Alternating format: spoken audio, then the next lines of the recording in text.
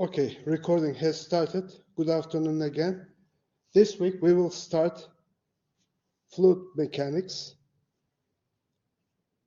During the first 8 or 9 weeks, we have covered these sections regarding thermodynamics. So we are finished with thermodynamics. Now we are starting fluid mechanics.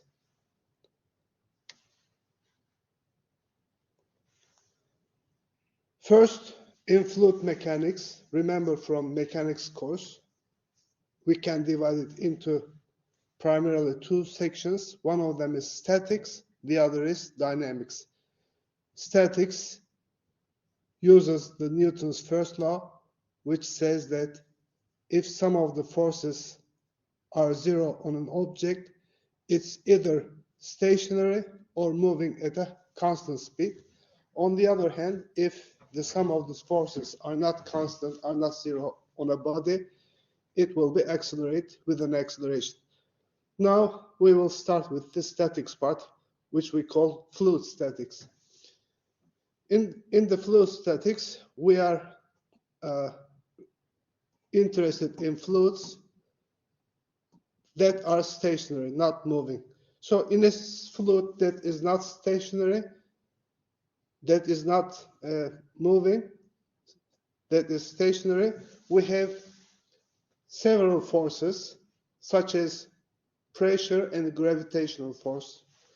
Pressure force is actually due to the weight of the fluid itself, and pressure force, weight force is the gravitational force of the fluid itself, and weight force is actually another form of weight force on the fluid particle. Suppose that we have a small fluid element seen on the right. This fluid element, this cubical fluid element, has forces on the surface as well as inside the body, which is gravitational force. On the surfaces, we have pressure forces. So at the bottom surface, we have P times delta X delta Y, because as you know, force is pressure times area. So this is the force at the bottom area. And if you consider that the pressure is varying with the height as dP, then the force at the top area is P plus dP dx dy. Of course, dP can be positive or negative. We will see it later. On the front face, we have a pressure force of rho f dx dy, and on the back side we have rho b pb dx dy dz. On the left side we have pl dx dz, and on the right side we have pb dx dz. These are the forces acting on the 6 surfaces. Then, of course, we have to have gravitational force, which is just rho times v, which is the mass, times gravitational acceleration. So this is the gravitational force, which is caused by the gravitational acceleration. Now we have the Newton's first law, which says that in statics, if the particle or body is not moving, if it's stationary, the sum of the forces must be zero. So according to this, we can write the Newton's first law in 3 dimensions. So in X dimension and in Y dimension and in Z dimension, the Newton's first law must be satisfied. On one of the side surfaces, we have PB minus PF dy dz to be 0. On the other right side surfaces, we have PL minus PR left and right dx dy. And on the vertical surface, we have dP dx dy minus the weight force. So the first equation gives you that the pressures on the side surfaces are equal to each other.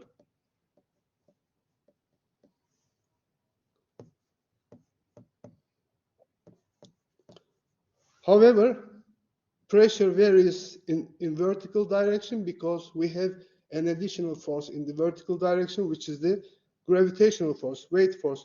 So if you check this last equation, you find that the variation of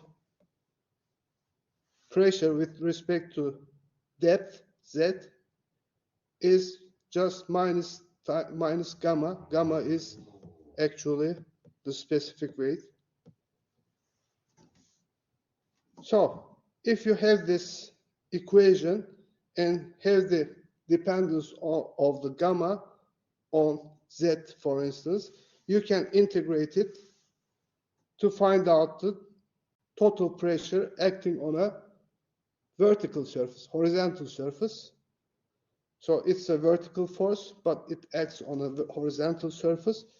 If gamma is constant, as in the case of incompressible fluids, such as liquid, water for instance, then gamma goes out of the integral.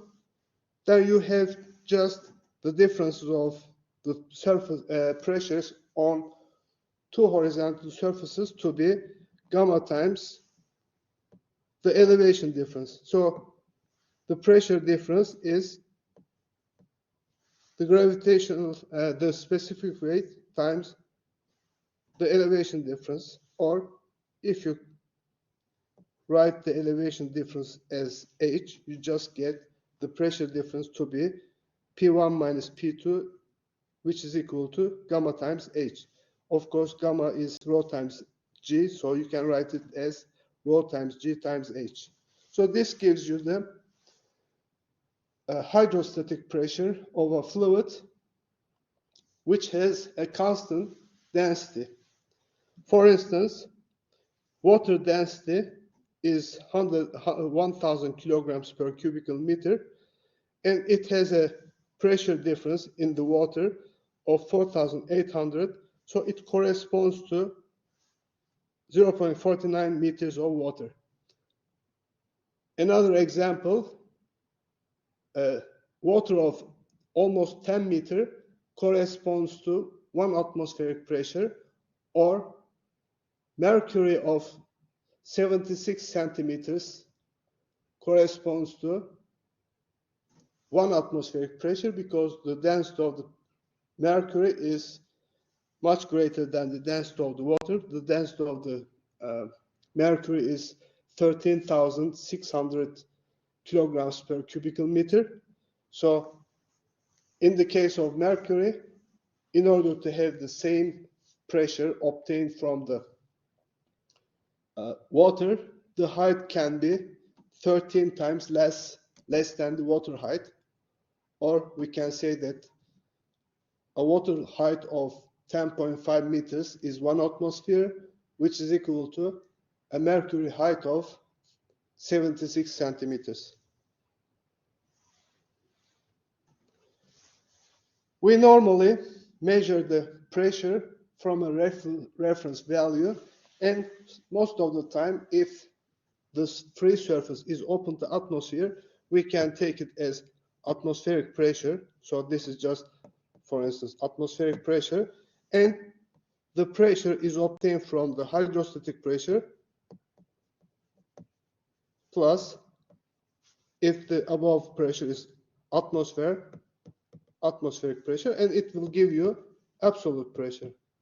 So absolute pressure is actually the measured pressure, which we call gauge pressure, plus atmospheric pressure. So the rule is absolute pressure is gauge pressure plus atmospheric pressure. We have an example here. A gasoline tank is buried in the ground.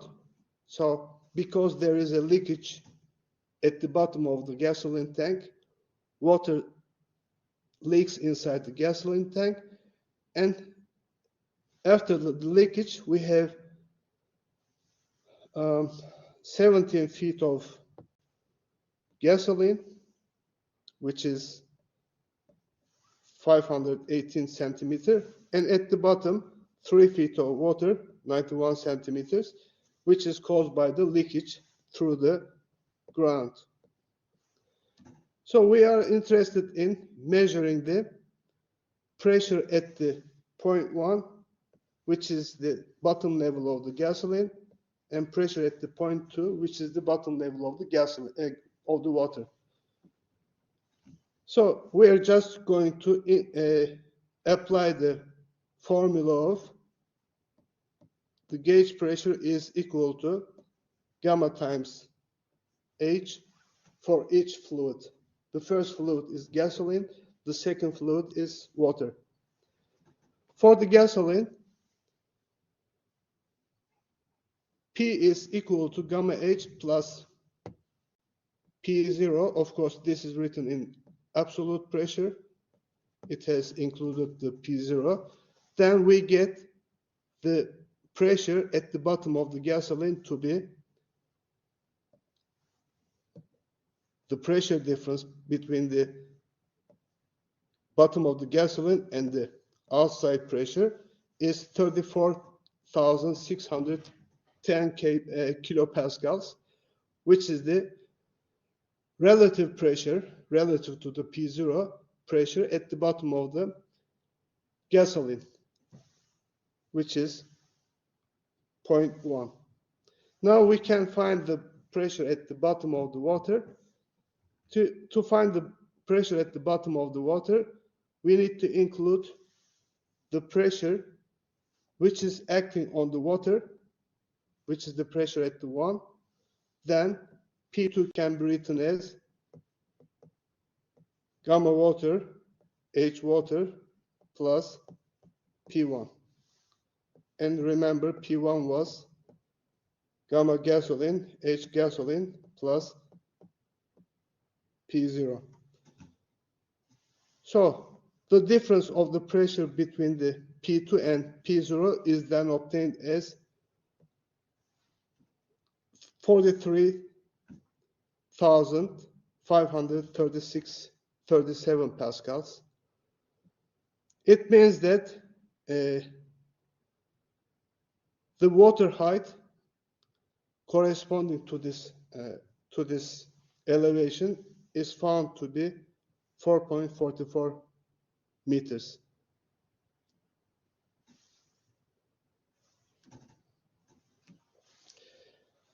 The measurement of pressure is necessary for many applications of engineering, especially mechanical engineering, and we have 3 types of measurement of pressure. One of them is absolute pressure, which is a total pressure. Then we have gauge pressure. Then we have the atmospheric pressure or some other reference pressure. So if you consider that you have an atmospheric pressure, and if your measured pressure is above the atmospheric pressure, which is gauge pressure, and if your measured pressure is above the atmospheric pressure, which is gauge pressure, then the total pressure, which is absolute pressure, is just the summation of gauge pressure, atmospheric pressure. So absolute pressure is gauge pressure plus atmospheric pressure.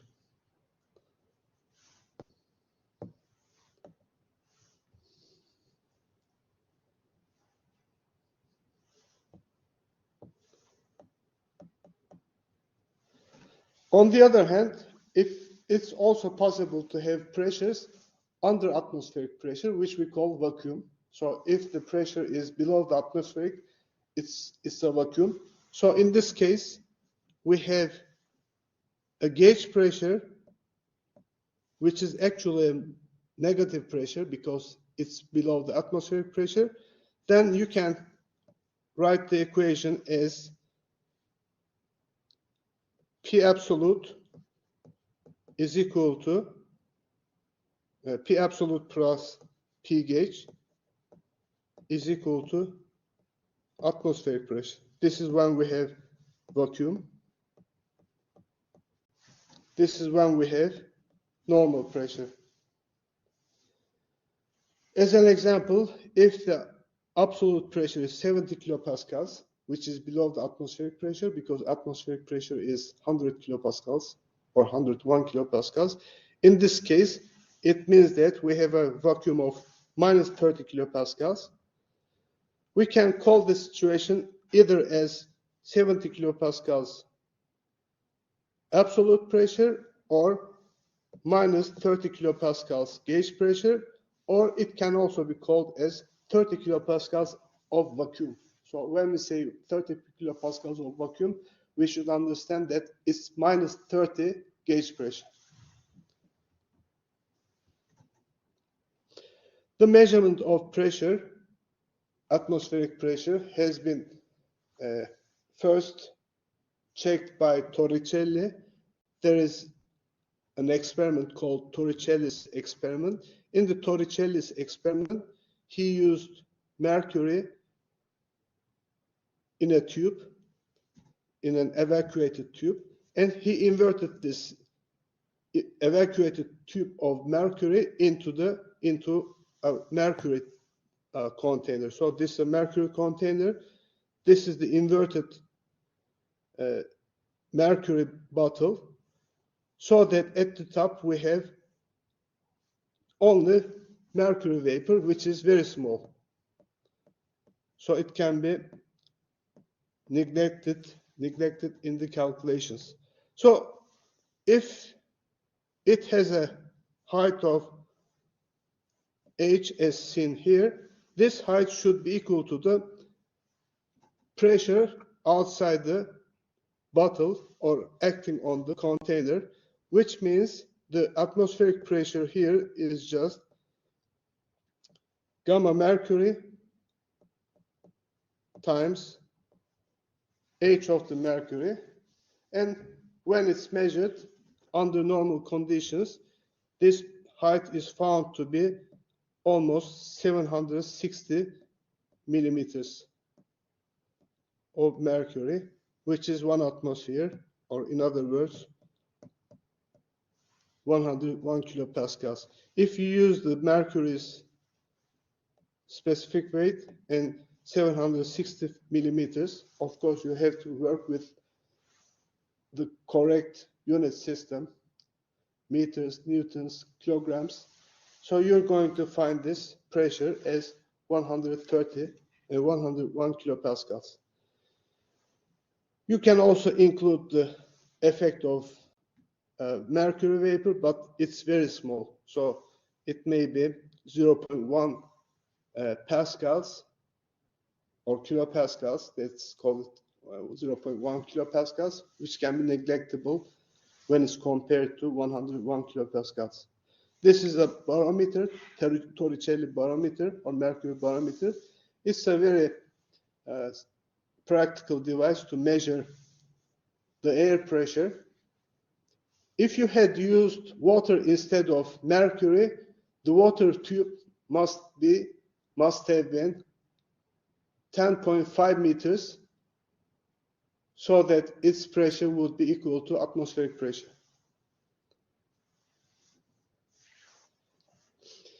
Manometers are mostly used in pressure measurements. There are many types of manometers. There are piezometer tubes, such as shown. There are mechanical manometers. So let's take a look at the piezometer tube. In a piezometer tube, we have the pressure to be measured. So we would like to know what's the pressure at the point height. If the height of the fluid, whatever it is, it can be oil, it can be water, it can be mercury, etc. So by knowing the height of the fluid and the specific weight of the fluid, we can just calculate the pressure at gamma times h as gauge pressure plus P0 as atmospheric absolute pressure. So if you do not consider the atmospheric pressure, so if you just consider the gauge pressure is just gamma times H. Sometimes it's also possible to use more than one fluid, which is called a U-tube manometer. Inside the U-tube manometer, there is the fluid that you want to measure the pressure. Then we may use another fluid for which we are going to find out the height, then calculate the pressure. But here we have two types of fluid. One of them is fluid 1, the other is fluid 2, so that we have to consider the partial pressures of each fluid. So normally we start with point B or point 1. As a rule, when you go down the branch, you add the pressure. So you go down the branch to the location of 2. So you use plus gamma 1 H1. Here you have a U which cancels each other. So this branch cancels this branch. Then at the point 3, you go up, meaning that you need to use minus.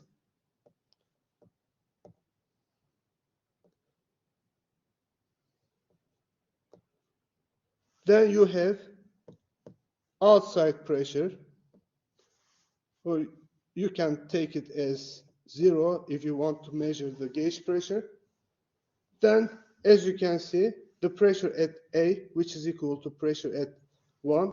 As you can see, the pressure at A, which is equal to pressure at 1, is gamma 2 times H2 minus gamma 1 minus gamma 1 times H1.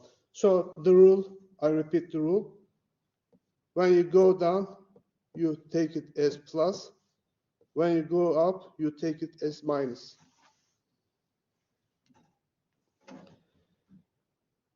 Another example of manometer, which is a differential fluid U-tube manometer.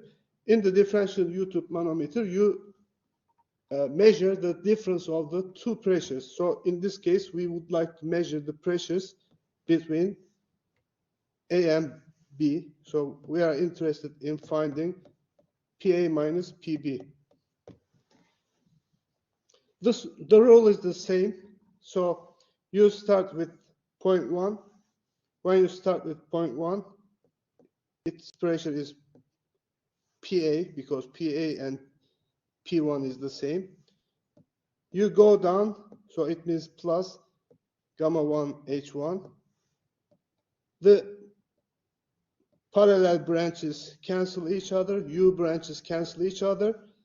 Here you go up, minus gamma 2 H2. Then you go up again, minus gamma 3 H3. Then you have PB. It means that you have to set everything to PB. So from here you can write the difference of PA minus PB, which is the differential pressure measurement between the A point or A container and B container. If A and B are gases, the terms H1 and H3 can be neglected because gases have very small densities, or in other words, very small specific weights.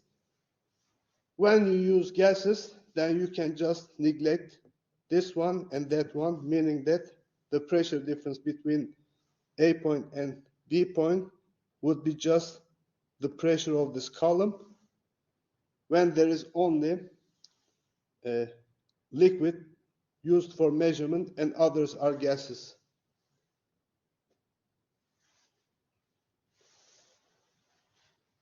An example here, we would like to measure the pressure inside the tank shown. So we are interested in finding air pressure here.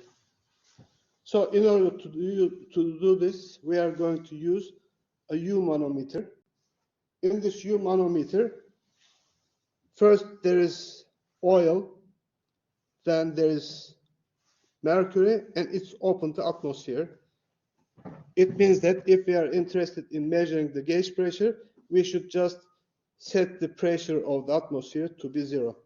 So we start at this location, which is equal to the air pressure. Then we start with P air. Now, from here to here, we go down. So when going down, we have to take it as plus. So gamma oil, H oil. Then we have another height of oil, which is this one. It means that we need to take it as again plus, because we are still going down. So plus gamma oil H1. The U branches cancel each other in mercury. So here you go up. It means that you have to take it as minus gamma mercury times H3. And because we are measuring gauge pressure, we can set it to 0. So from this equation, you can easily calculate the pressure in the tank as PA, which is the air pressure. So the example is given in IP units. I have converted everything to SI unit system. And at the end of the question, you see that the pressure inside the tank, the air pressure is inside the tank is 0.21 thousand pascals, which is approximately 0.20 atmospheres, or it's approximately 5 meters of water.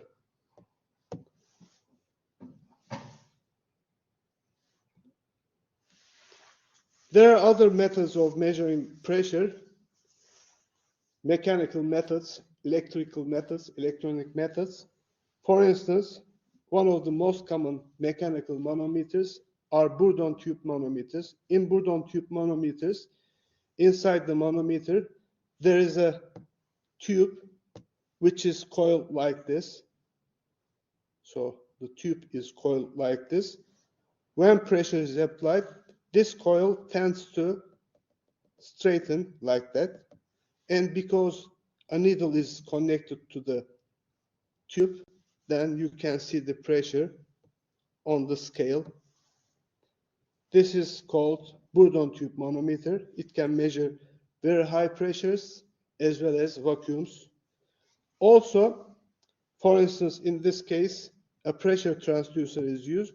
In this pressure transducer, the pressure causes this diaphragm to deflect like this. So this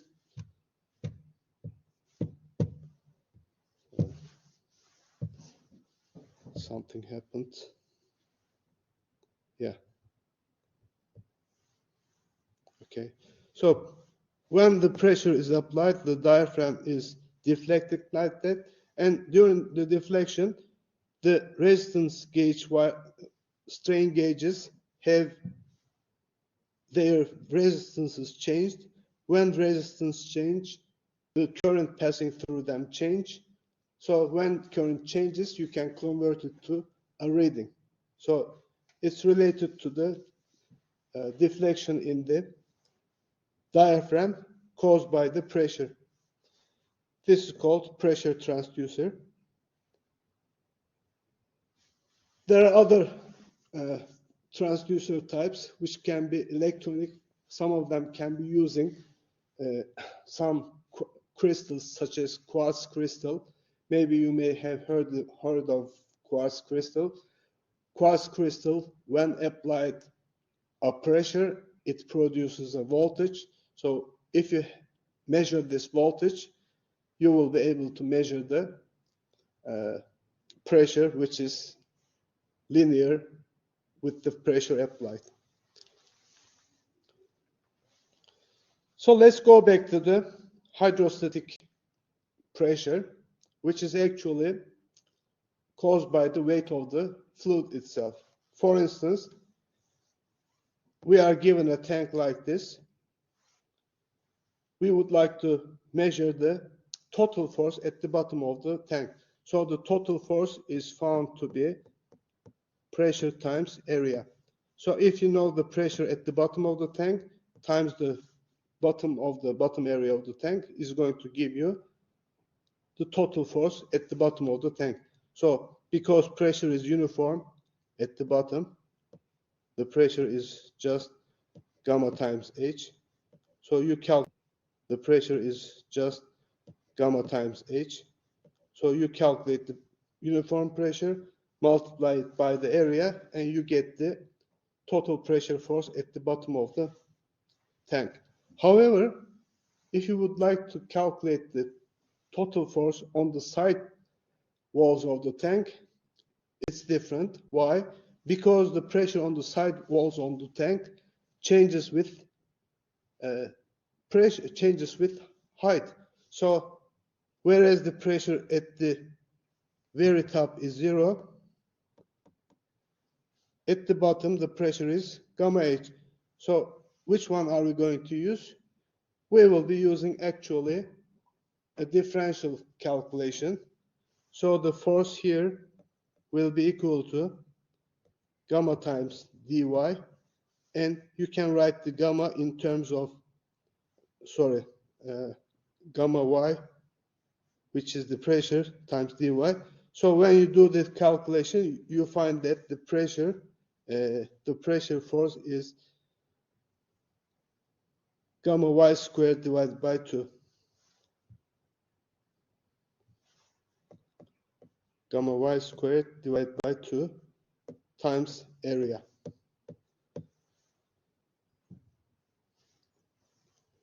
So instead of using this, you can also calculate the pressure at the midpoint and use it as average pressure. And when you use the midpoint pressure, which is just gamma times H bar, which is the pressure at the midpoint, and this midpoint pressure can be used to calculate the pressure force acting on the side surfaces. So the pressure force acting on the side surfaces is the average pressure on the side surfaces times the side surfaces. So as you can see, it's different from the calculation of pressure force at the bottom surface.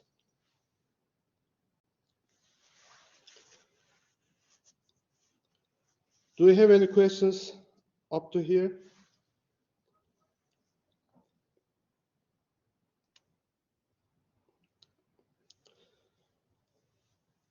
Okay, so in the case of inclined surfaces, we need to take into account the inclination angle because the pressure force is always acting on the vertical direction.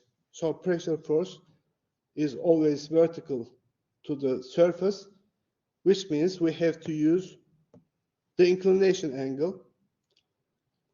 So the total pressure force acting on the surface is found from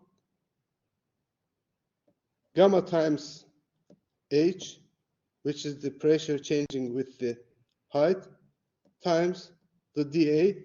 If it's integrated over this area, it's going to give you the total height, the total force. And H from this figure can be calculated from, this is the y direction, so y sine theta will give you H. So this H can be written as y sine theta times gamma. Gamma and sine theta are constants, so the resultant force acting on this inclined surface is calculated from gamma times sine theta times the integral of y dA. The integral of y dA, remember from statics, is actually the location of the centroid. So this is the first moment. The location of the centroid is calculated from this, because remember, it can be calculated from this calculation. So this integral is called first moment, and first moment gives you the location of the centroid if it's divided by the surface area.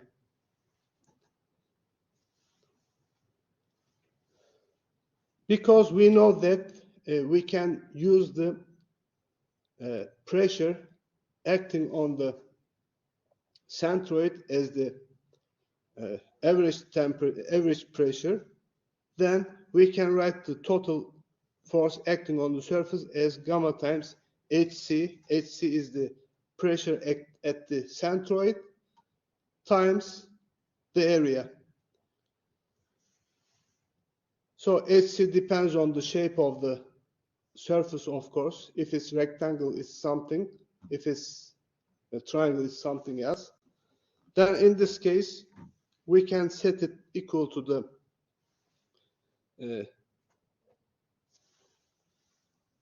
gamma times Hc times A. Hc is the location of the centroid. And the total moment of the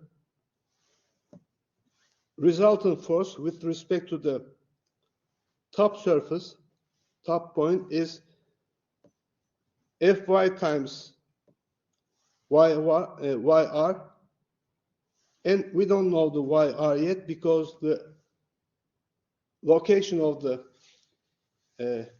resultant force is different from the location of the centroid. So we have the pressure center, which is the point at which the total force acts on, and also the centroid. So we would like to find out the location of the pressure center, yr.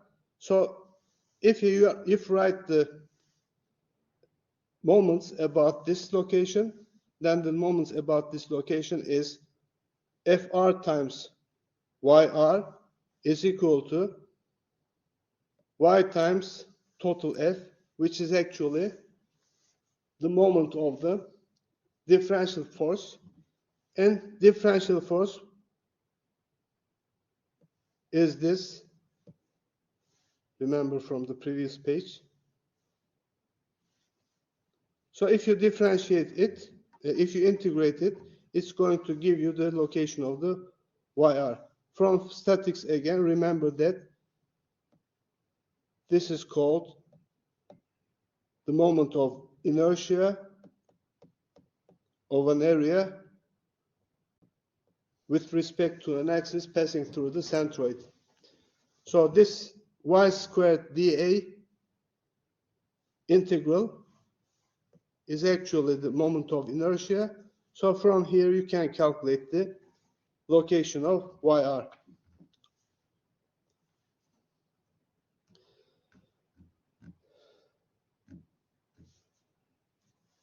So we have different shapes for which we need to calculate the moment of inertia. For instance, the moment of inertia of this rectangle with respect to this axis, IXC, is 1/2 b times a cubed, 1/12 b times a cubed.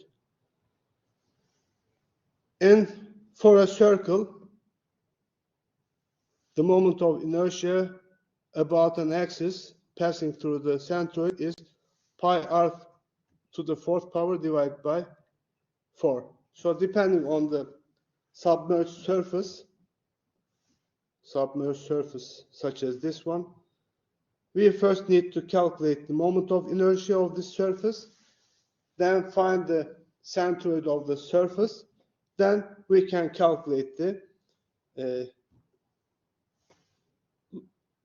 forces, the total forces acting on the surface.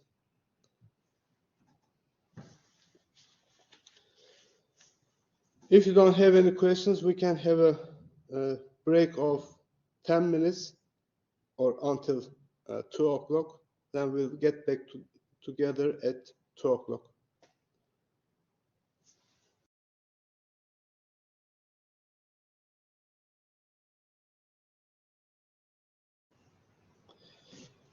In this example, a tank is full of water and its side wall is inclined by 60 degrees. So there's an inclination of the wall. And at the bottom of the wall, there is a gate. So this is a gate. Gate is rectangular. So the rectangular gate is 2 meters by 4 meters. And we would like to calculate the total pressure force of the water on the gate. So we are interested in finding the FR. Remember that FR can be found from the gamma times HC. HC is the pressure at the centroid of the surface times the area of the surface. Area is easy, it's just 8 square meter, it's rectangle. And centroid of the rectangle is the middle of the rectangle. So if you take a look at the picture, you will see that it should be right the middle of the rectangle. And the middle of the rectangle is 2 meters. Then there is 6 meters up there. So the total distance from the surface to the centroid of the rectangle is OC distance is 8 meters. But in order to find the pressure, of course, we have to find HC because this is YC. So HC is YC times sine theta.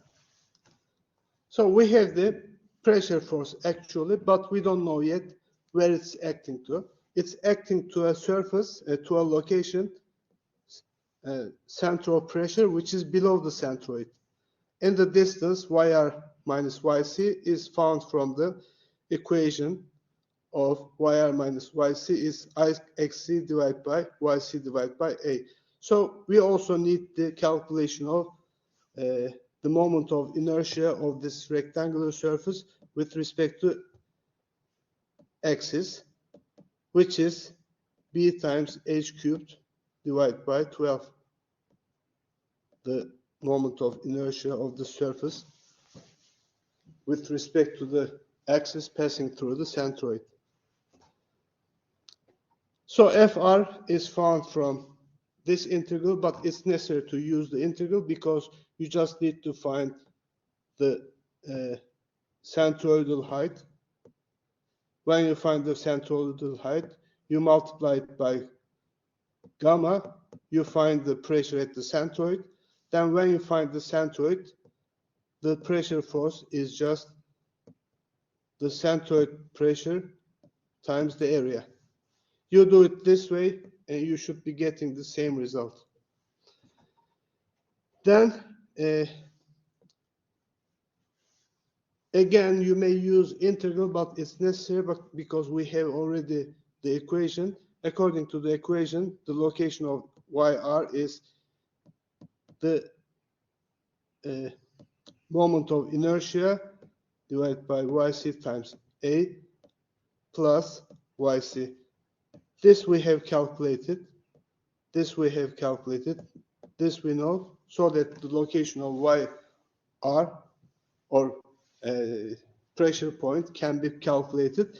And you will find that the pressure point is 8.17 meters, which is below the centroid, because centroid was at 8 meters and centroid is below the pressure point is below the centroid. This is 8.17, which is below the centroid. So as a rule, you should know that the pressure center is always below the centroid.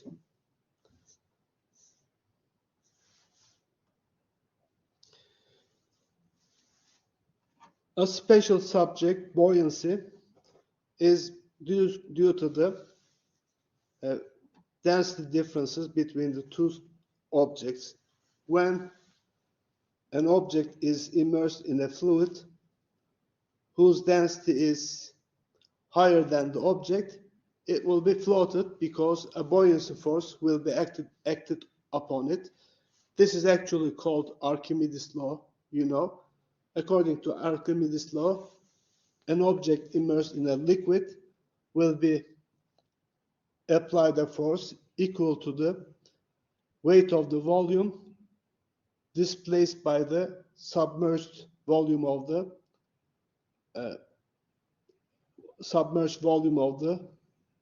body.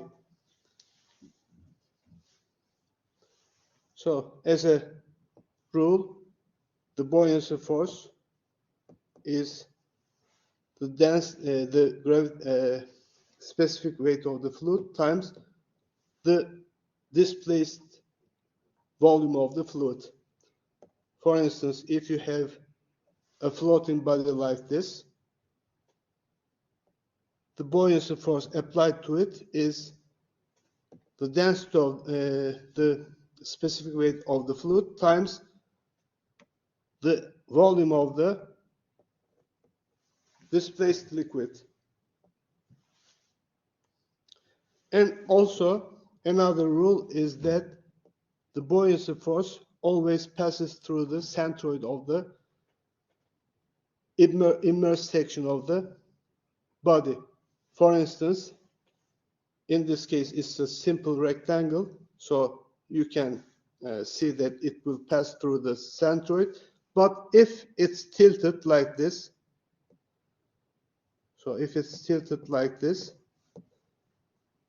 even though the centroid has changed at the immersed section, the buoyancy force will still pass through the centroid. And actually, this shifted buoyancy force is actually trying to correct it. So a moment by the buoyancy force will apply to the body so that it will be corrected.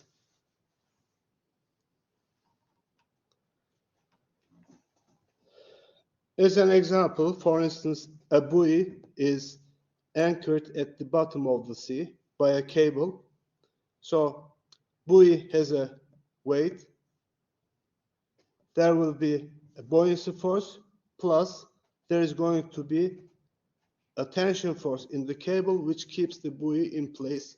So because of the static equilibrium, we can write that buoyancy force is equal to W plus T.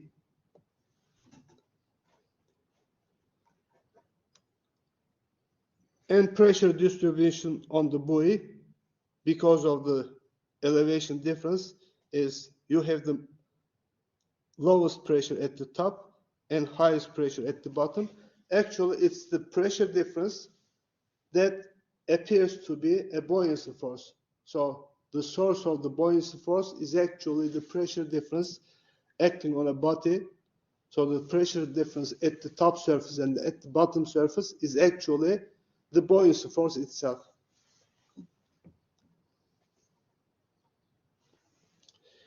Any questions so far?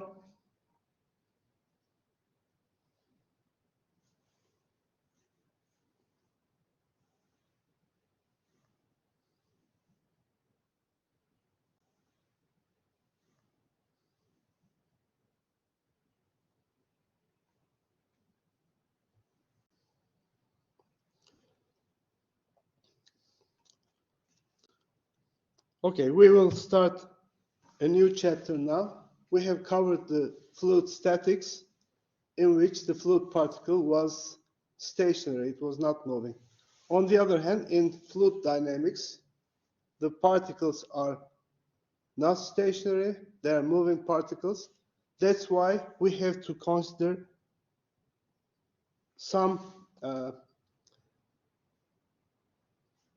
dynamics of the fluid particles. First of all, let's remember from physics, we have in dynamics two types of concepts. One of them is kinematics. Kinematics deals with the motion, so it deals with the location, velocity, and acceleration in relation to time. So remember from physics that velocity is the derivative of the location and acceleration is the derivative of the velocity. So this is covered in the kinematics. In fluid kinematics, because fluids are not actual particles, we use two different concepts. One of them is Lagrangian definition, description of the fluid particle or fluid motion. The other is Eulerian description of the fluid particle. In Lagrangian particles and Lagrangian description of the fluid particles, we assume each particle and we track the position of each particle. When we say a fluid particle, it may be very small as a micron, or it could be 1 millimeter in diameter. So depending on the domain of the study, the fluid particle can be very, very small, or it can be in the order of millimeters. So think about it as just a fluid particle. And according to Lagrangian description of the motion, we track each particle of the fluid separately. So we track each particle individually. Look at this billiard balls. When the balls are hit by the cue or by another balls, they will be moving around according to the momentum they have been applied to. So this type of study of the fluid motion is called Lagrangian description of the fluid motion, in which we track each and every particle. So according to the Lagrangian approach, which is actually very complex, we consider each particle and calculate each particle's velocities, accelerations, and so forth. The other one is Eulerian description of the fluid motion. In Eulerian motion, description of the fluid motion, we are not interested in individual particles, but we are interested in flow field. So, for instance, if you measure the airspeed at any location, you measure the speed of the air, which includes all the particles passing through the location at any given time, but you're not so worried about the particles themselves. So you're just measuring the velocity at that given location. So in this sense, we use the concept of control volume. So in a control volume, remember that we had inlets and outlets, because in a control volume, mass crosses the boundary. So inside the control volume, at any location, the measured pressures, temperatures, velocities, whatever, are measured according to the Eulerian description. So they are called field variables. Field variables can be scalar variables such as pressure, or vectoral variables such as acceleration and velocity. The pressure at a location inside the control volume depends on the location itself, which means X, Y, Z, and it can also depend on the time. So the pressure inside the domain can be described as a function of X, Y, Z location plus the time, because the variation can be in space as well as time. The velocity also, which is a vector, can be defined as a function of space and time, and also the acceleration can be described as a function of space and time. So in the study of flow fields, everything may become quite practical to calculate because the Lagrangian description is very complex, and because of this, most of the studies or calculations consider the Eulerian description. As an example, the velocity field in a given domain, flow domain or control volume, can be written as U, V, and W components, because in space we have X, Y, Z components, X, Y, Z coordinate systems, and the velocity component in X is U. So the velocity component in X is U. The velocity component in Y is V, and the velocity component in Z is W. So the three velocity components of the velocity, U, V, W, is U, I, because it's in the I direction, X direction, V, J, because it's in the Y direction, then W, K, because it's in the Z direction. And each of the component is a function of not only the space but also the time. So as you can see, even though V is a function of UVT, UVT also are functions of X, Y, Z, and T. Normally, the Eulerian description is used in many applications, such as the measurement of the velocities or temperatures or any kind of flow fields. For instance, this aircraft has a pitot-meter, the velocity measurement system at the bottom surface of its wing. So this is the aircraft wing. If you take a look at from the front, it's here. So what it measures is actually the velocity at this location only. So it's not measuring the velocity here or velocity there. It's just measuring the velocity at the location where the pitot-meter is installed. Actually, this one is measuring the velocity of the aircraft because it's installed at a location that is far away from the other disturbations, so that it can measure the actual velocity of the aircraft.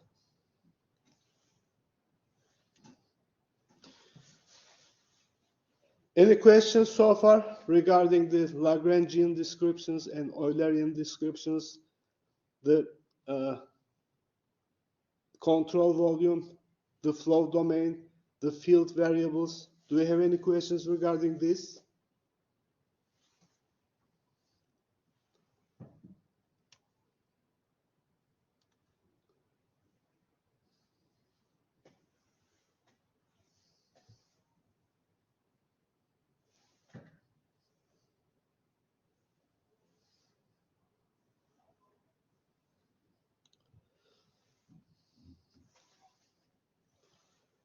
Okay, so we have an example question in which we are given a two-dimensional steady flow domain. Steady means nothing is a function of time, so the time derivatives are zero.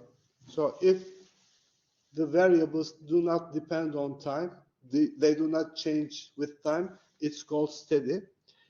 And 2D means we are interested only in X and Y directions, not in Z directions. So this flow domain, two-dimensional flow domain, has a velocity field of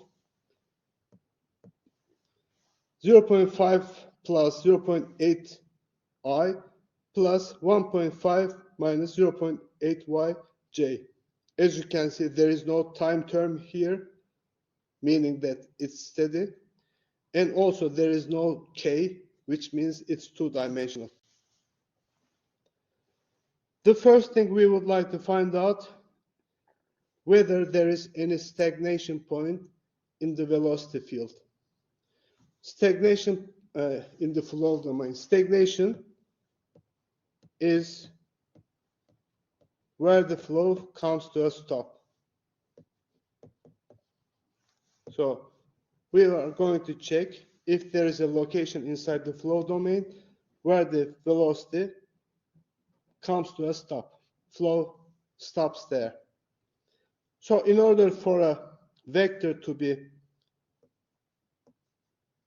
0, all the components must be 0. So it's necessary to both u to be 0 and v to be 0. So if you set the u velocity to be 0 and v velocity to be 0, you get x to be minus 0.625 meters, y to be plus 1.875 meters. So at a location of minus 0.25 x and 1.875 y, there's a stagnation point, which means at this location, the flow comes to a stop. The velocity becomes 0 there. And how can we show it graphically? We need to use velocity vectors, because at each location, at each x and y location, the velocity varies as a function of x and y, and because velocity is a vector, you can see that at each location you have a different vector, a different velocity vector. For instance, if you put x0, y0, so if x is 0,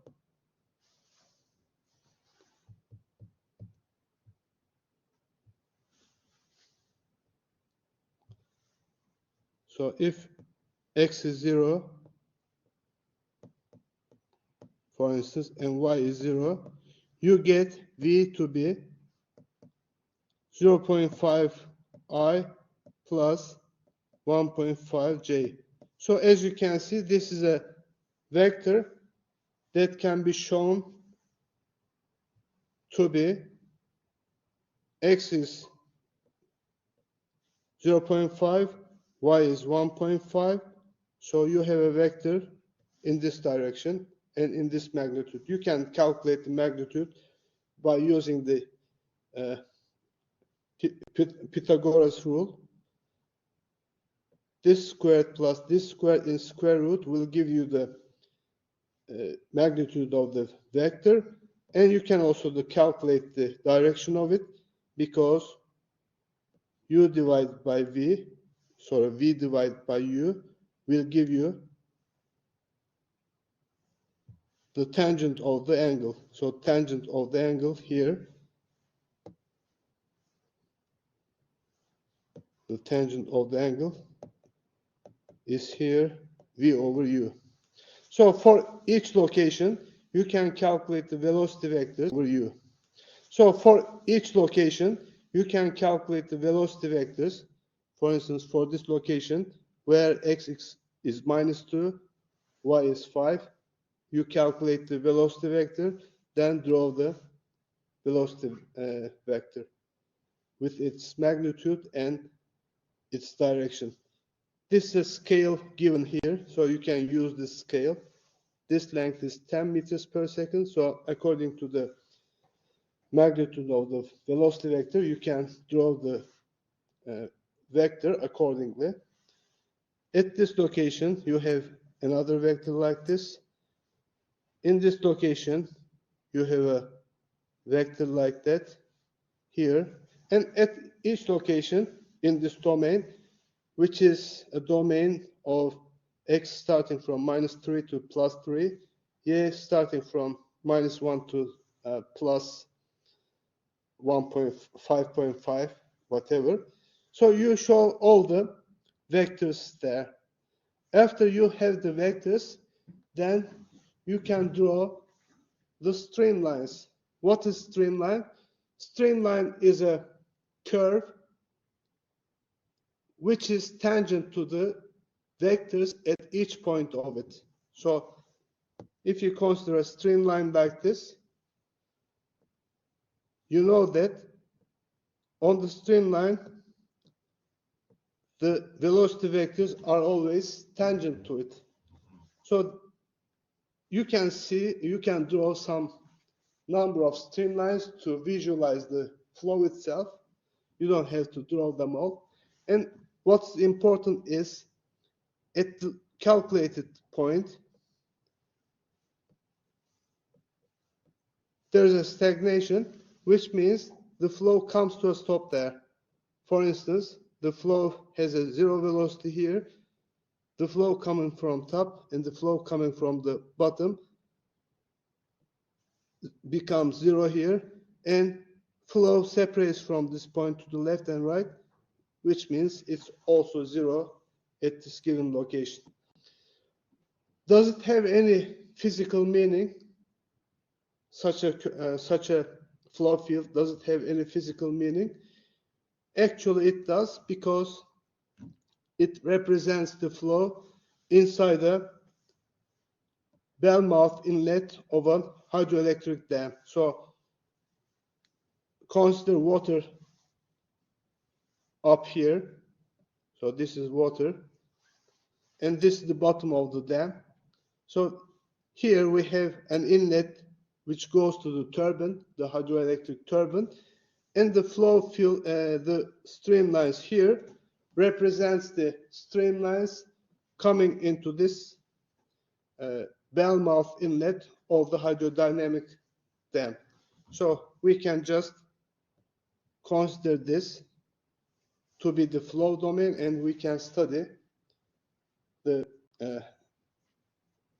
behavior of the flow field as velocity and acceleration later on.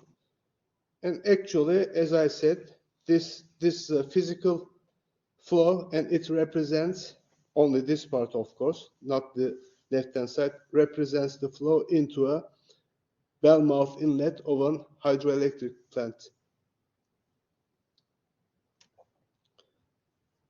Is the subject clear?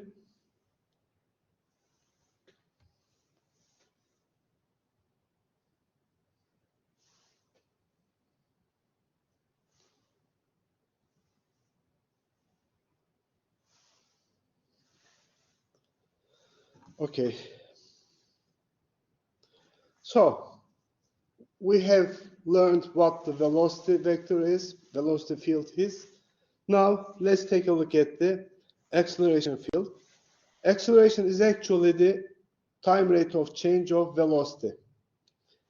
If the motion is rectilinear or translational, or if, in other words, it's just on a straight line, we know that the acceleration vector is in the same direction of the velocity vector. So both the velocity vector and acceleration vector is in the same direction if it's a rectilinear or straight motion. On the other hand, if it's a motion on a curvature, then we have not only a tangential acceleration component, but also a centrifugal component of the acceleration. So we have tangential component of acceleration and normal component of the acceleration. However, the velocity vector is always tangent to the motion. Then it means that the direction of the velocity vector does not have to be the same in the same direction of the acceleration vector. So as you can see here, whereas we have the velocity vector in this direction, the acceleration vector is another direction. It's because of this, because the resultant acceleration is like this, whereas the velocity is in other direction. So in the case of a curvature motion on a curve, the acceleration vector and velocity vector do not coincide. According to the Newton's second law, remember from physics, the sum of the forces acting on a body is equal to m times a. In statics, it was equal to 0, but in dynamics, according to the second law of Newton, it's equal to m times a, and a is just the time rate of change of the velocity of the particle. So we can calculate the forces acting on a particle if it's moving at an acceleration of a, and a is calculated by the differentiation of the velocity field. The velocity is a function of x particle, y particle, z particle, z of particle, and time. And it's actually equal to, as we have already said, ui plus vj plus wk. And when we take the derivative of this, we should consider that, we should keep in mind that it's not only a function of x, y, z, but also t, and each of the coordinates are functions of time. So we have to use the chain rule in derivation of the parameters. For instance, the derivative of x with respect to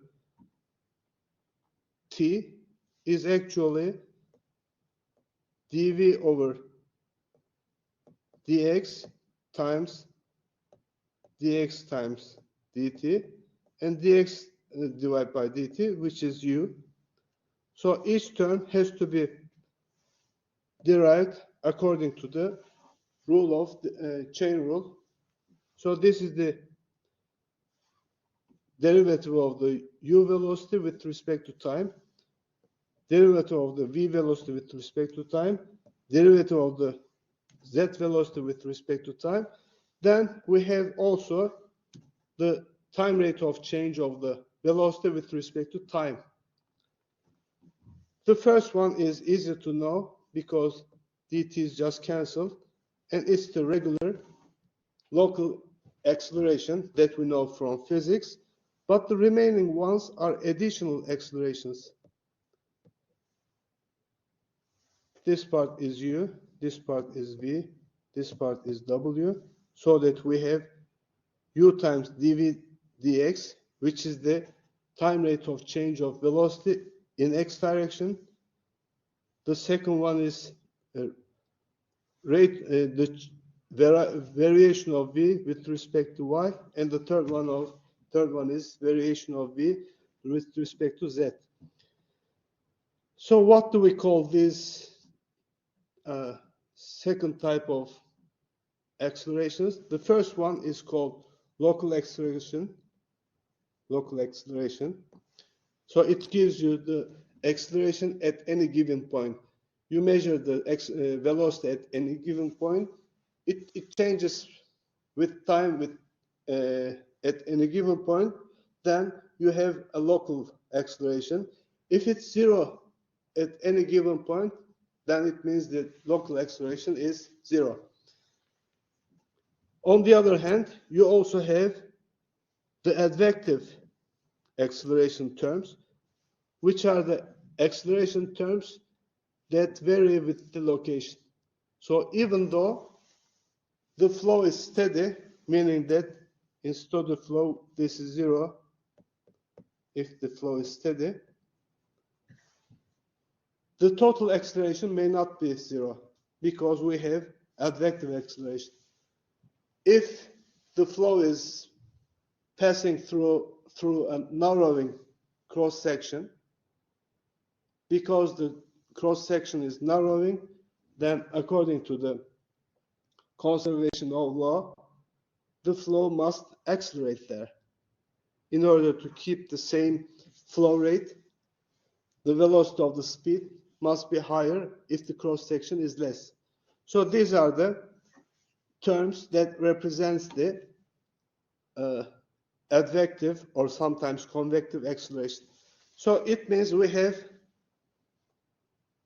a total of acceleration composed of local acceleration plus convective or advective acceleration.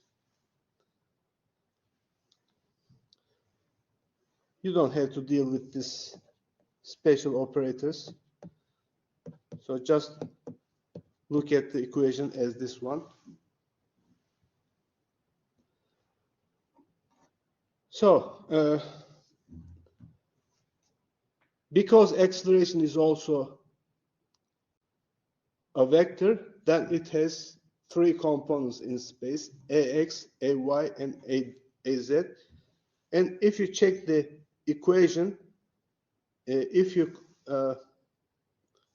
differentiate the v with respect to x, with respect to y, with respect to z, and if you expand the acceleration, then for the x term, you're going to get ax this one, ay this one, and az this one. Once you have all the acceleration terms, then acceleration vector is axi plus ayj plus azk. So you can see that we have the local acceleration of the flow field, which is the time rate of change of u velocity, v velocity, z velocity. Then you have the convective accelerations in x direction, y direction, and z direction. If it's a steady flow, you have 9 terms. If it's not a steady flow, it's 11 terms. The reason why we have the convective acceleration is because of the continuity or conservation of mass, because according to conservation of mass, in an open system, m should be constant. So this A1 is the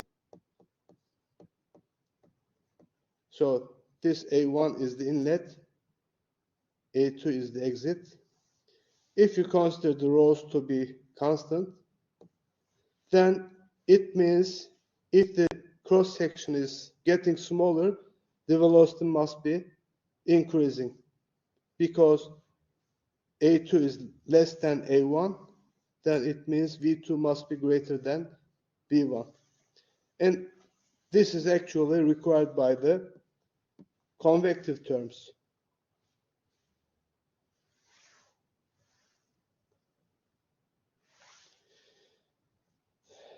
An example is a garden hose nozzle. This garden hose nozzle is just 10 centimeters. So it's just 10 centimeters in length. The problem is given in IP units, and I have already solved them in SI unit systems. So the length of the nozzle is 10 centimeters. The flow rate is given, and inlet diameter and exit diameters are given.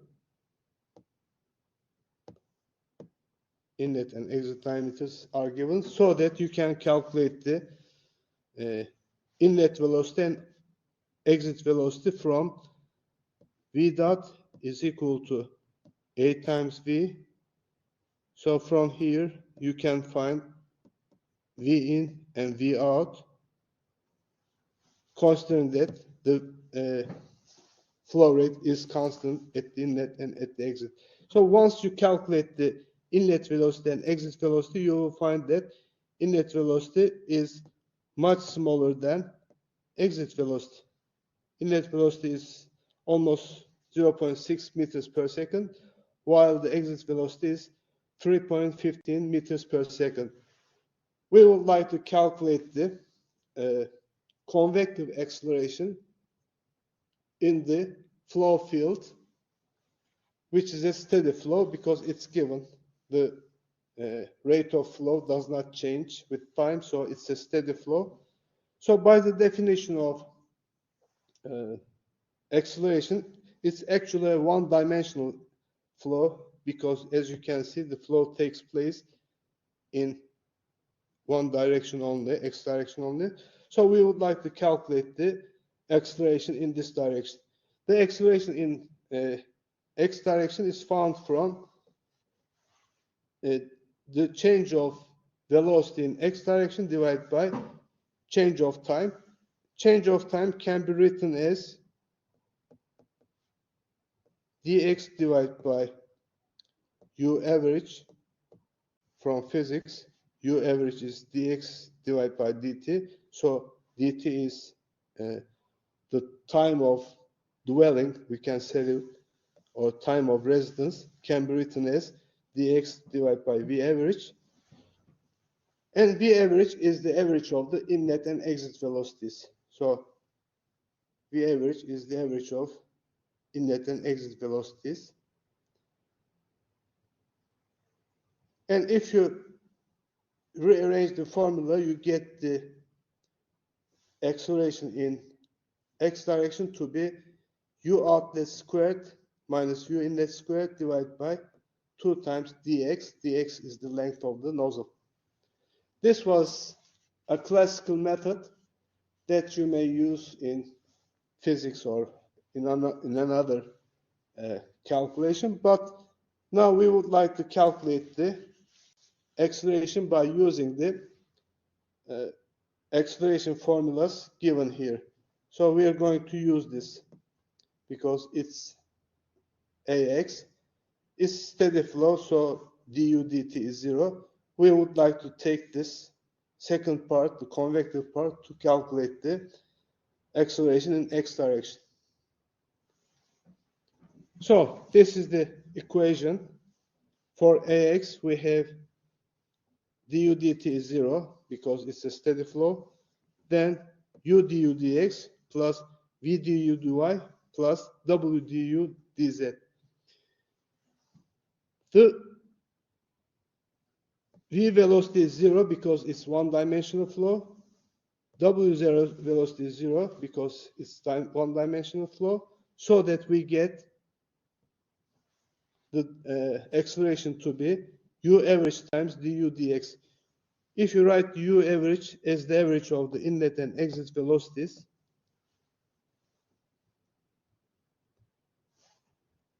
the inlet of the exit velocities, sorry.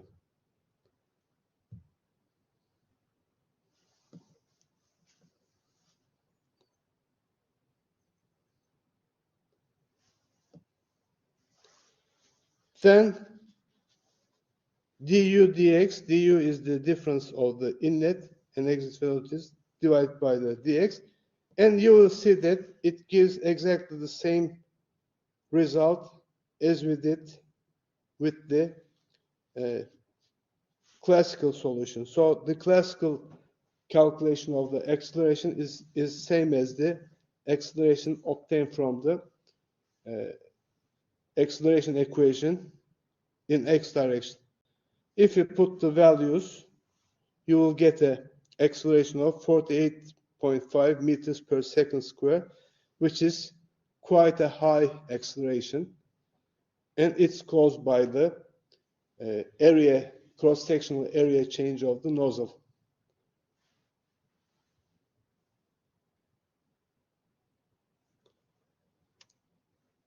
Any questions?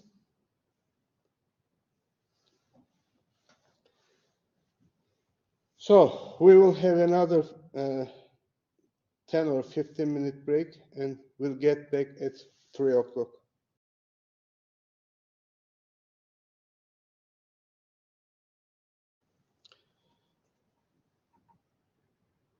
This is only to remind you the concept of derivative. Derivative is the slope of a tangent curve on any point of a curve, a tangent line of any point of a curve.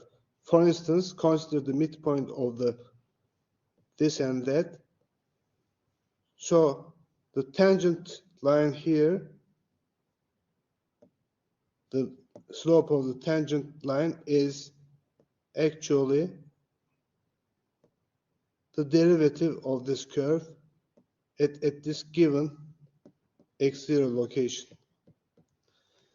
And as you can see, if you choose the dx small enough, mathematically, when dx goes to 0, dq over dx is called the derivative itself. So as an approximation, we can convert the derivatives to finite differences. Of course, in this case, the finite differences must be small enough. So dx must be small enough to obtain a reasonable enough value as an equivalent to the derivative. We talked about an acceleration which was consisted of two parts. One part was the local acceleration. The second part was the convective acceleration. Sometimes it's called a material acceleration, sometimes total particle Lagrangian Eulerian substantial acceleration, or in general derivative, because it can be a total derivative of anything. The total derivative of velocity is local acceleration plus convective acceleration. However, you can apply this to any field variable. It could be pressure, it could be temperature.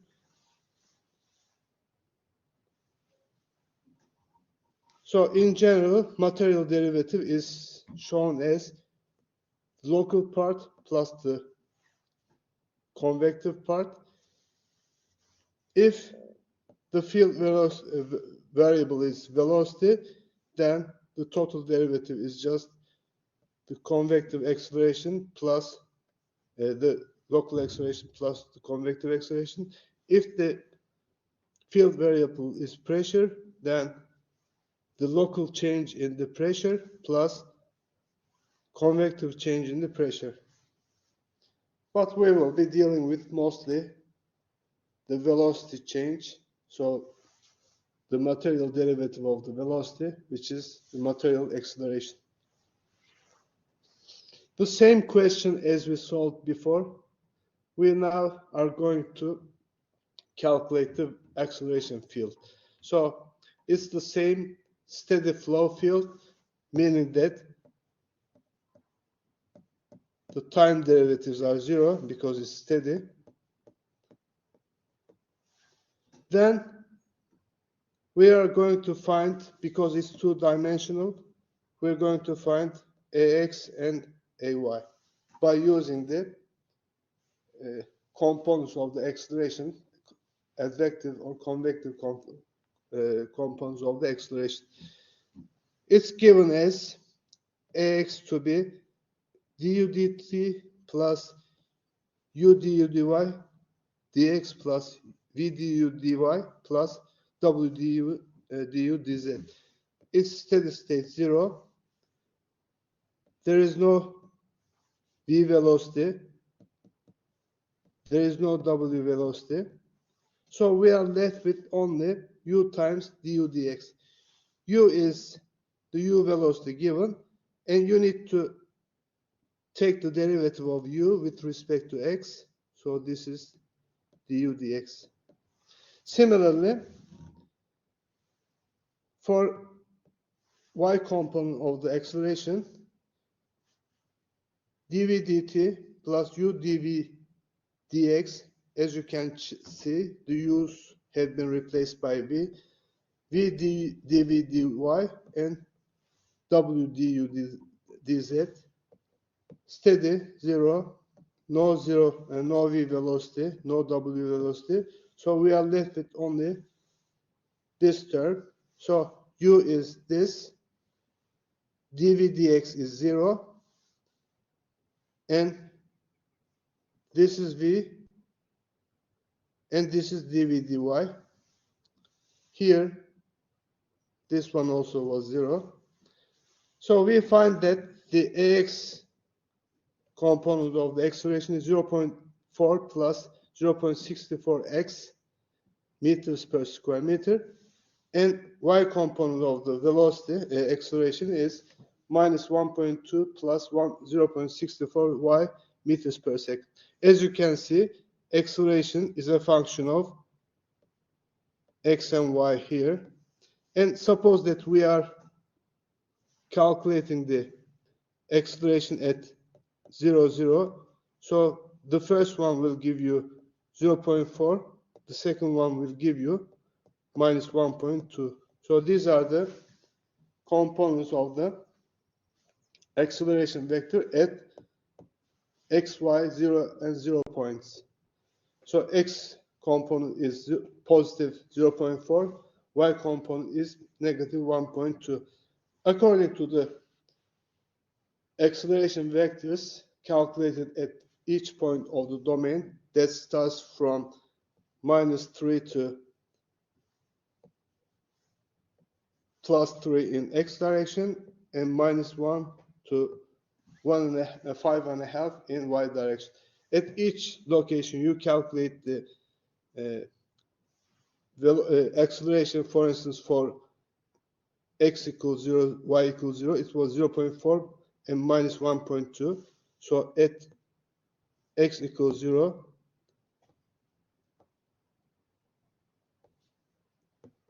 at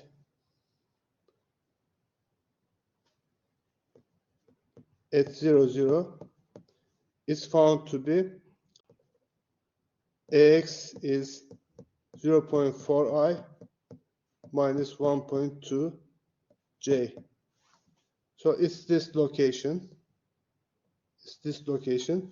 At this location, the acceleration vector is x 0.4, y is minus 1.2. So the resultant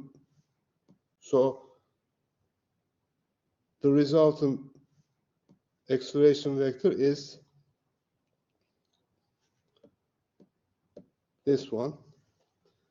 You can calculate the magnitude of resultant from 0.4 squared plus 1.2 squared in square root, and also you can calculate the direction by finding the tangent of this angle, and by calculating all the acceleration vectors, you can plot them on the same flow domain, and you will see that the acceleration vectors are completely different from velocity vectors in direction.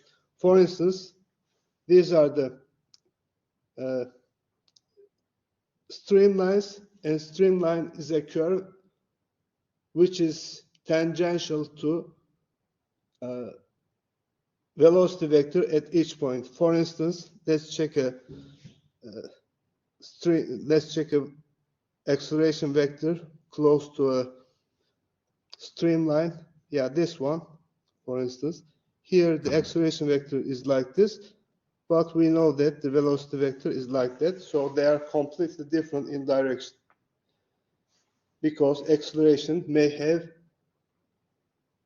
another component in normal direction, because as you can see, the flow motion is not linear, but it's with a curvature.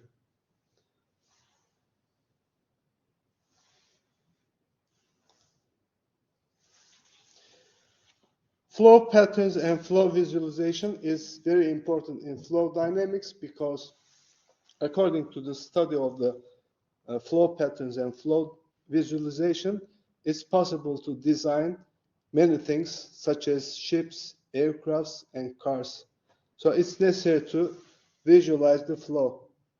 There are many methods of visualization of the flow. One method can be injecting smoke into the flow field, and when the smoke is injected into the flow field, you can see the streamlines as shown. This is a rotating ball, so the ball is rotating like this. It's a baseball rotating clockwise, and there is also a flow to the right. So with the combination of the flow and the rotation, you see that the flow around the ball gets disturbed, and this gives you a lot of information regarding the design if it was a car, for instance. Of course, the experiments are not the only way to visualize the flow. CFD, the computation fluid dynamics, which uses the numerical methods, is another way to visualize flow. It's actually a very powerful method. So by using computational fluid dynamics analysis, it's not necessary to have the experiment, and you can equivalently have the results of the flow if you have modeled your question logically and if you have the parameters correctly. So streamline has been already explained as the curve which is tangent to the instantaneous local velocity vector. So if you combine the local velocity vectors, actually you get the streamline because streamline is tangent to the local velocity vectors. So this is a streamline, for instance. So we know that the velocity vectors are always tangent to it. So the velocity vectors are always tangent to it.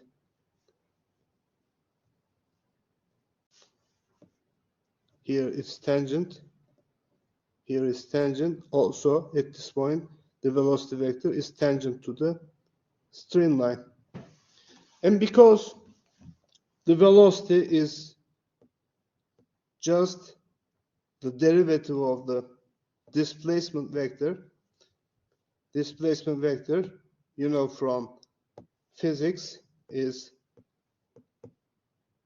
xi plus yj, and the velocity vector is just the derivative of the displacement vector, and it gives you ui plus vj.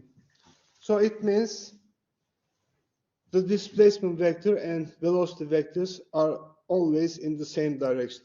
So while we have the displacement vector like this, the velocity vector will be in the same direction. The magnitude is not important. It could be smaller, it could be larger, but what is important is they are in the same direction. So it also means that we have dy to be proportional to v and dx to be proportional to u. By having this, because they are proportional triangles, similar triangles, we can write v over dy being equal to dx over u.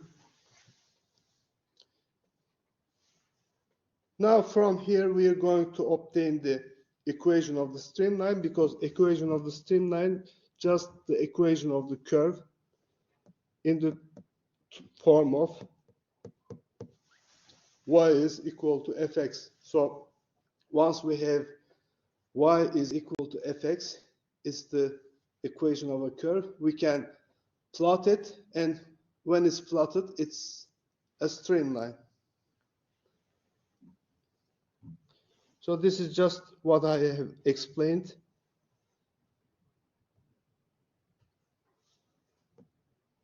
dr vector in 3 dimensions, v vector in 3 dimensions, and because of the proportionality,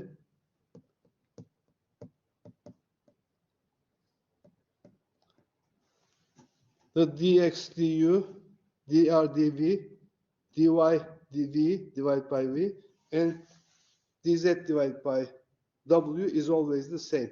So if you rearrange this equation, you get dy dx being equal to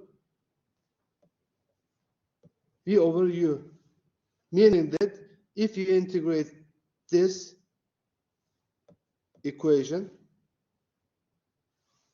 you get the equation of the streamline as a function of x.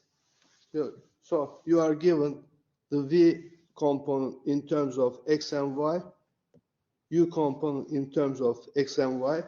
After the integration, you're going to obtain the equation of the streamline as a function of x. Always the same example. It's a two-dimensional steady flow. So 2D steady flow, exactly the same as the previous ones.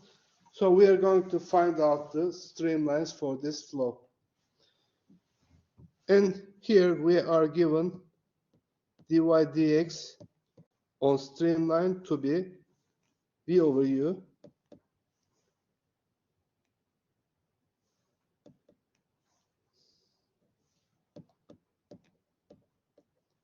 This is streamline.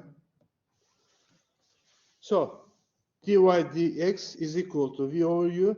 V component is this, and y component is that. If you separate the variables to solve the integrals, then you have the separated variables as dy divided by 1.5 minus 0.8 being equal to dx divided by 0.85 plus 0.8x. If you integrate the both sides, the both integrals are going to give you solutions in terms of integrals, in terms of logarithms, because remember, dx over x is logarithm of x. So these are in similar forms. So they will be solved as logarithms, but when you have logarithms at the both sides, so if log a is equal to log b, you have a is equal to b. So logs just disappear, and finally you have a solution of y is equal to c over 0.8 times 0.5 times 0.8x plus one constant, and this constant is actually the integral constant, and c is the other integral constant. What exactly is c? C is actually a variable. So as you change the c, you will get another streamline. For instance, if you set c to be 0, then you get a streamline to be 1.875, which is the streamline passing through the stagnation point. Let's go to the flow field of the velocity. So it's actually the streamline that passes through the stagnation point, where y is 1.875. So this is actually the streamline with c is equal to 0. Then other streamlines, for instance, this one, that one, then other streamlines, for instance, this one, that one, can be obtained with different values of c. So by given c different values, minus values, plus values, as well as zero value, you obtain a family of the curves which define the streamlines actually. So we have used different C's to get different streamlines. So let this be C1, whatever the C1 is, C2, C4, C5, whatever. So by using different C's, you get different streamlines, and for each streamline, you see that the velocity vectors are always tangent to them.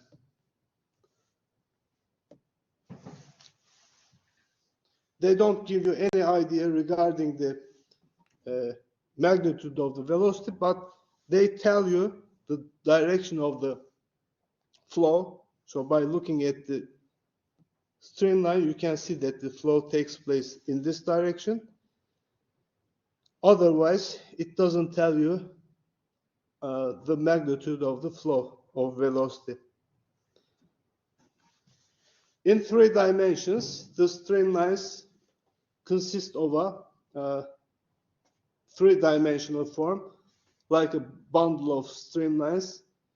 And for instance, the streamlines in a nozzle may look like this because streamlines become denser as they go out of the exit of the nozzle, and that's why there is an acceleration.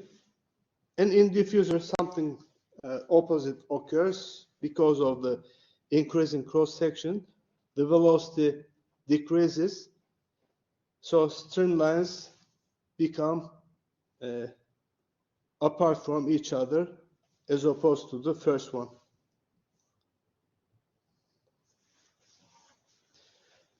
The first flow visualization technique was streamline, which is quite straightforward. It gives you an idea regarding the direction of the flow because the velocity vectors are tangent to them at each location of the streamline. Another flow visualization technique or flow pattern is pathline. In the pathline, you consider the Lagrangian description of the flow, then you consider one single particle, and you track the single particle with time. So suppose that you take pictures of this single particle at each 1 millisecond, let's say. At t equals 0, the particle was here. Then t is equal to, let's say, 0.1 seconds, it was here. T is equal to 0.2 seconds. Now it's there. So by plotting the tracking of the particle, you have what we call pathline. For instance, at the bottom, you see pathlines of different particles in a water which has a wave motion. In the wave motion, you know that the level goes up and down while liquid moves back and forth. So because of this up and down and back and forth motion, any particle close to the surface will have an ellipse motion like this. So any particle close to the surface will have an ellipse motion because of the wave motion up and down, back and forth. And as we go away from the surface, the motion becomes less. So there is still some motion here, but it's less. So if you plot the particle's motion, which makes an ellipse here, it's also another pathline.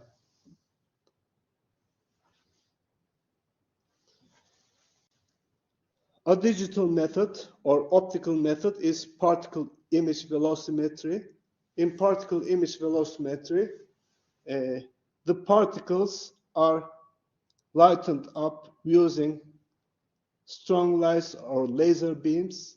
So under the laser beam, the motion of the particle is plotted, and the velocity vectors can also be obtained from this plot. For instance, the bottom picture is a measurement of velocity vectors at the tip of the airplane wing. And it's actually the picture of wingtip vortex. What's the wingtip vortex? In airplane wings, this is the airplane. I don't draw the other side. This is the tip of the wing. At the bottom of the wing, we have higher pressure than the top of the wing because it creates the lift force. However, this higher pressure at the tip will cause an air motion like this, and this air motion will eventually cause vortices at the tip of the vortex, and these vortices are actually not good for the structure of the aircraft because they create vibrations. So in order to reduce the wingtip vortex, it's called wingtip vortex,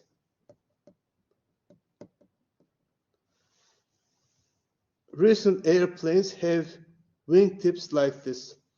So a wingtip like that will decrease the effect of the vortex, and there will be less vortices here when compared to this one, and eventually there will be less vibration in the aircraft wing, which may damage the structure of the aircraft.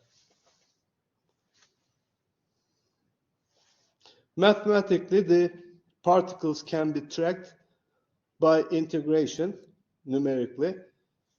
For instance, in the beginning you have the starting location, so the integral of v dt will give you the next location of the particle. So if you plot the particle, the integration will give you the path line. Straight line, another pattern, is now used for multiple particles. So path line was used for a single particle. We tracked a single particle in path lines, but in straight lines, we track many particles one after another. So suppose that there's a flow over this object. It's a blunt object, like the tip of a bullet. It looks like a bullet. So there is a flow over this bullet. And in order to visualize the flow over the fluid, we inject particles like dye or oil, whatever, into the flow field so that they will follow the flow. But we're not following only a single particle, and we don't take the pictures of that single particle. Instead, we inject many particles one after together another. This is the first particle injected, second particle, third particle, and the plot or the locus of the particles will create the straight lines. Straight lines are different from streamlines and path lines if the flow is not steady, but if the flow is steady, streamlines, straight lines, and the path lines are all the same.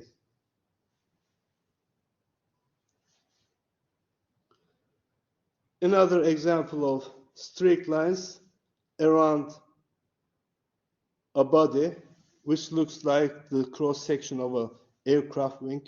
This looks like the cross-section of an aircraft wing, and it was taken inside a wind tunnel. So there is a flow from the left, and because of the shape of the body, the flow has been shaped, and we would like to visualize the flow. And the visualization gives you the streak line. If it's a steady flow, as I said, the stream lines, streak lines, and the path lines are identical. However, if the flow field is not steady, then they will be completely different from each other. Another example of streak lines, there is a small cylinder on the left-hand side here. Above the cylinder, there is a flow. Into the flow, smoke was injected to see the flow, to visualize the flow. So because of the vortices behind the flow or behind the cylinder, you see the rake of the vortices behind the flow. Another example of vortices caused by the existing of a body. It's an island. The picture was taken from high above, so there is a strong wind in this direction, and because of this island, the clouds have vortices like this, and it can be kilometers.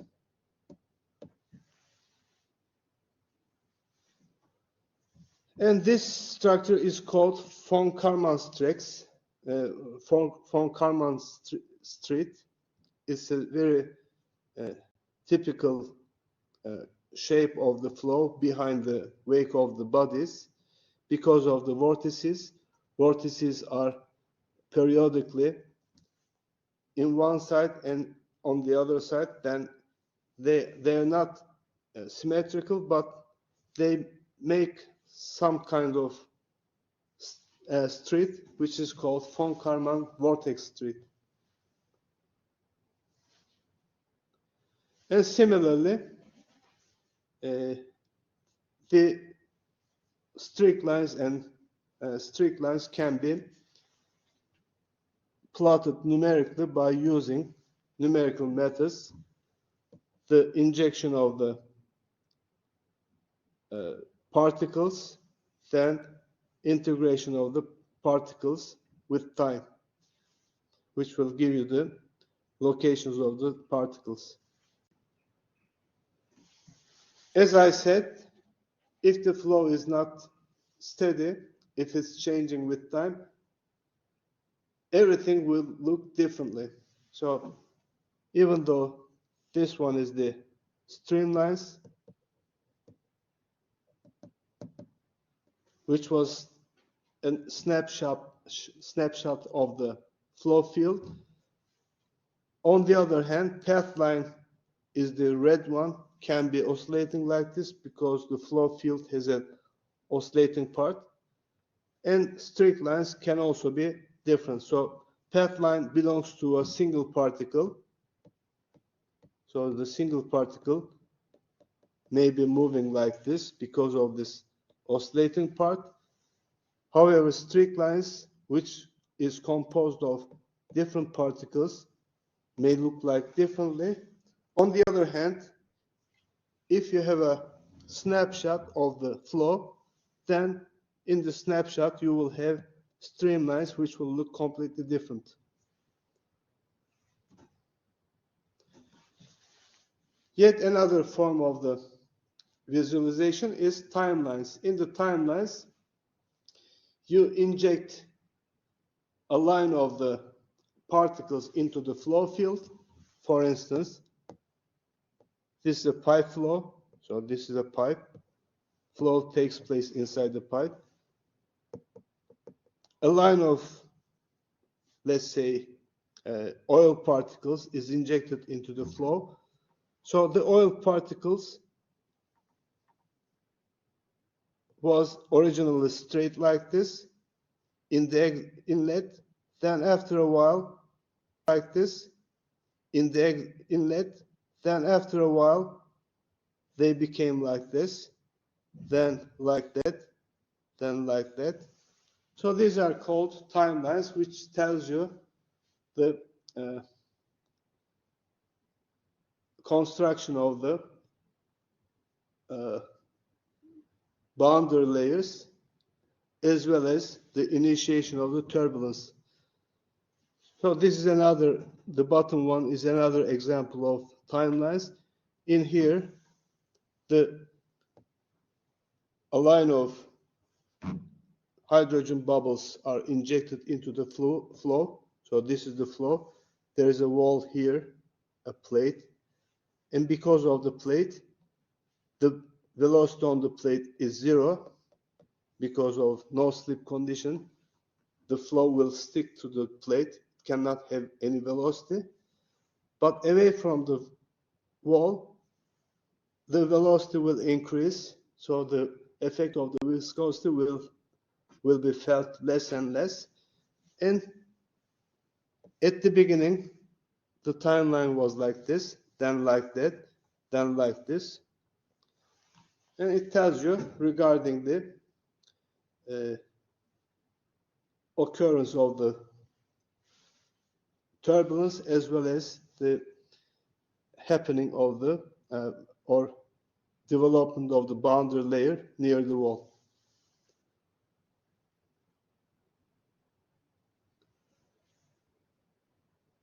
There are also other methods to visualize the flow. For instance, refractive methods. Refractive is the bending of the light. Refraction occurs when light passes through one medium to another, and if the densities of the media are different, it will bend or it will refract. For instance, if light comes to water with an angle from the normal like this, θ1, it will bend like that, or it will refract because the density of the air is different from the density of the water. So it's called a refraction. By using this principle, it's also possible to visualize flow. For instance, one of them is shadow graph, the other is Schlieren technique. Interferometry is another technique using the light, the behavior of the light. For instance, this is a shadow graph showing the shock wave in front of a body moving at a speed of Mach 3. Mach 3 means that its speed is 3 times the velocity of air, velocity of sound, sorry. So it's Mach 3 means 3 times the velocity of sound. It's a 14.3 millimeter sphere moving to the left. So because of the supersonic flow, this is a supersonic flow, there occurs a shock wave in front of it. Normally, shock wave cannot be visualized, but because inside the shock wave, the behavior of the light changes and it makes it visible because of the refraction. Schlieren image is another way using the refractive method. It also used the same concept of refraction of the light when it passes through one medium with a different density than the other. Then it can make it possible to visualize the flow. For instance, this person is using a barbecue, and you can visualize the heat leaving the barbecue. It's not fume, it's not smoke, it's just the heat visualized by the Schlieren technique. So because of the density changes in the hot smoke, it can be visualized. So it's not smoke or anything, it's just visualization of the heat by density variations inside the rising gases from the barbecue. Some other techniques could be using tufts. Tufts are short flexible strings glued to the surface. So by the effect of the flow, they will take a shape, telling us the streamlines. Surface oil visualization technique is used when the surface is covered with oil, some kind of oil, and the oil will have some streaks due to the flow. For instance, during the rain, you will see the rain droplets moving on the hood of the car, and the track of the droplets, actually the streaks of the flow or streak lines of the particles. And another method is surface oil visualization, sensitive temperature and paints that are sensitive to flow velocities, and they can change colors, telling you the velocities or directions of the flow.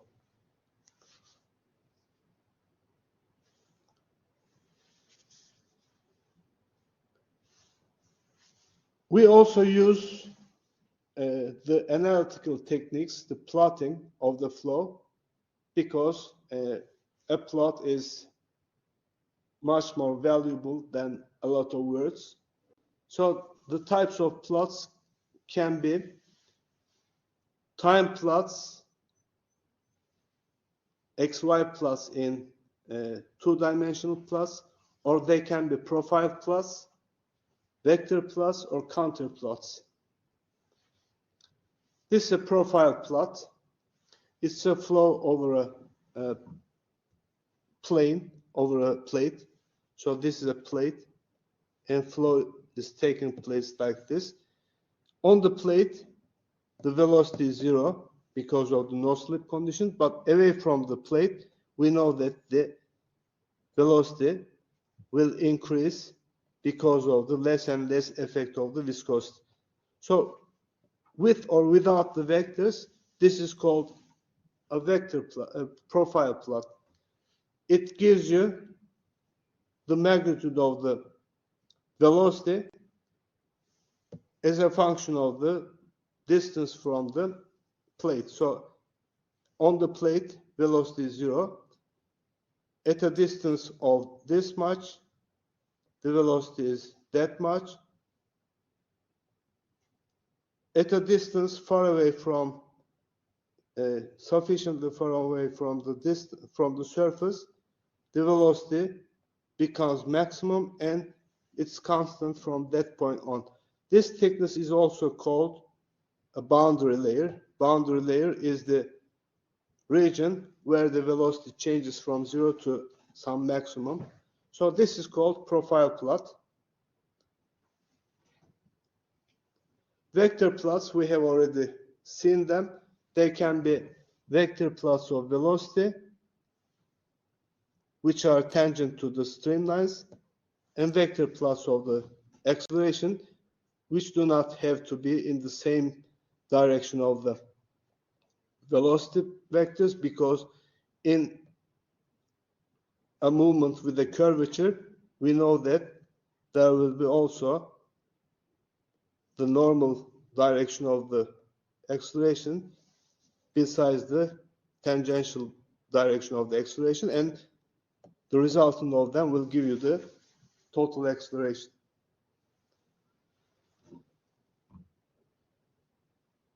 This is some examples from CFD method, a CFD package. CFD is the short form for computational fluid dynamics. As you can see, there is a block in the flow field. Flow is passing over it. And because of the sharp corner of the flow of the block, you see that flow is accelerating there, and there is also some vortices behind the block, and they can be all visualized if you zoom the picture. And according to the vectors, you can see how the flow behaves where it is accelerating. For instance, right on the block, the velocity is 0. Here at the corner, it accelerates. And at the top of the block, because of the vortices, we have backflows. And at the back of the block, the velocity is also small. Counter plots, finally, are the plots that are used primarily in visualization of pressure. For instance, the same flow here, but this time we would like to see how the pressure changes in the flow field. As you can see, on the stagnation, we have the highest pressure because flow comes to a stop. And at the top of the block, we have a negative pressure because of the reversing flow. The counter plots can be given in colors, and here you may have a legend of colors which tell you which color is what. So, for instance, this could be red, and red may be, let's say, 10 kilopascals, and this could be blue, for instance, and blue would be, let's say, minus 5 kilopascals, showing that it's a vacuum. Similar kind of representation of pressure can be also done by the counter plots with counters, not colors. So on counters, instead of colors, you have the values of the pressures. For instance, here at the stagnation, you have the highest pressure, whereas at the top, you have the minus pressures because of the reversed flows due to the vortices. Any questions so far?